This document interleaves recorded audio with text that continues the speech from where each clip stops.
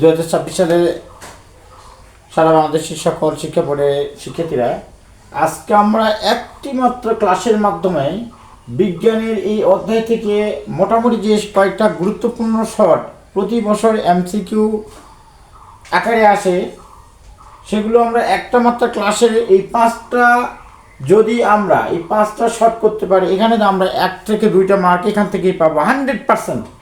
এখান থেকে আসবে কোনো রকম ঝামেলা ছাড়া। এখান থেকে এই 5টা এমসিকিউর মধ্যে যদি আমরা সমস্যার সমাধান করতে পারি, আর তোমরা যদি পুরো ক্লাসটা পুরো ভিডিওটা সুন্দর করে দেখো, মনোযোগ সহকারে দেখো, জাস্ট 3 মিনিট সময় লাগবে। এই সময়ের মধ্যে জাস্ট 3টা মিনিট আমাকে সময় দিবে, আমি তোমাদেরকে অন্তত এখান থেকে 1 থেকে 2টা মার্ক এমসিকিউ পাওয়ার ব্যবস্থা করে দেবো। তো প্রিয় শিক্ষার্থীরা, আমরা একটা ভিডিওর মাধ্যমে এমসিকিউ মোটামুটি এই অধ্যায়ের যে গুরুত্বপূর্ণ যে কয়েকটা এমসিকিউ আসে সেটা শিখে ফেলবো। প্রিয় শিক্ষার্থীরা, সবাই আমার পাশে থাকবে। সবাই লক্ষ্য রাখো, এখানে বলছে 1 নম্বর কোশ্চিনটা বলছে যে কোনটি বলের একক? আমরা জানি জুলটা হলো কাজের একক, ওয়াটটা হলো বৈদ্যুতিক ক্ষমতার একক, নিউটন একমাত্র হলো বলের একক হলো নিউটন, বলের একক নিউটন। আর ডায়াপ্টার হলো আলোক ক্ষমতা একক, ডায়াপ্টার যেটা আমরা লিখি হলো ওই উত্তর লেন্স অবতল লেন্স এর এক হলো ডায়াপ্টার।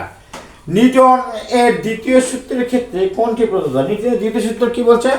বাহ্যিক বল প্রয়োগে বস্তুর অবস্থান পরিবর্তন প্রথম সূত্র। দ্বিতীয় সূত্র বস্তুর ভরবেগের পরিবর্তন হার প্রদত্ত বলের সমানুপাতিক। বল যেদিকে ক্রিয়া করে বস্তুর ভরবেগের পরিবর্তন সেদিকেই ঘটে। তাহলে এখান থেকে আমরা নিউটনের গতি, আর প্রথম সূত্র হলো বাহ্যিক বল প্রয়োগে বস্তুর অবস্থান পরিবর্তন করতে বাধ্য না করলে স্থির বস্তু চিরকাল স্থির থাকবে, গতিশীল বস্তু চিরকাল সমবেগে সরল পথে চলতে থাকবে।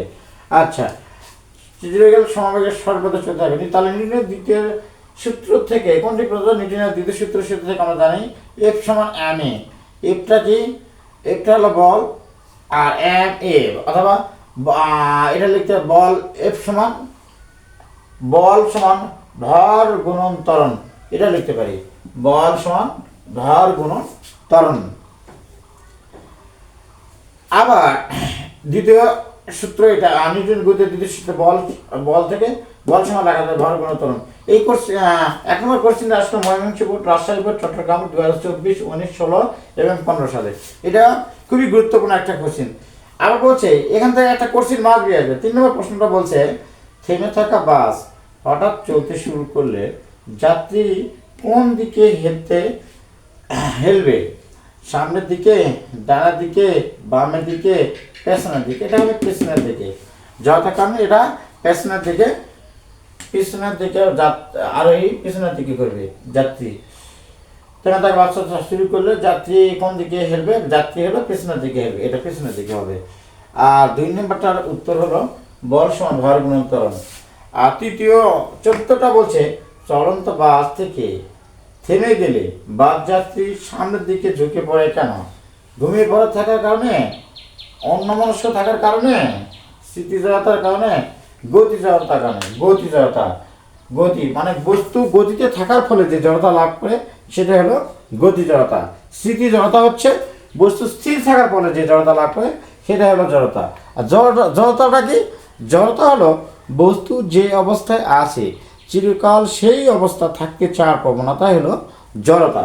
তাহলে জড়তা 2 প্রকার, একটা হলো স্মৃতি জড়তা আর একটা হলো গতি জড়তা।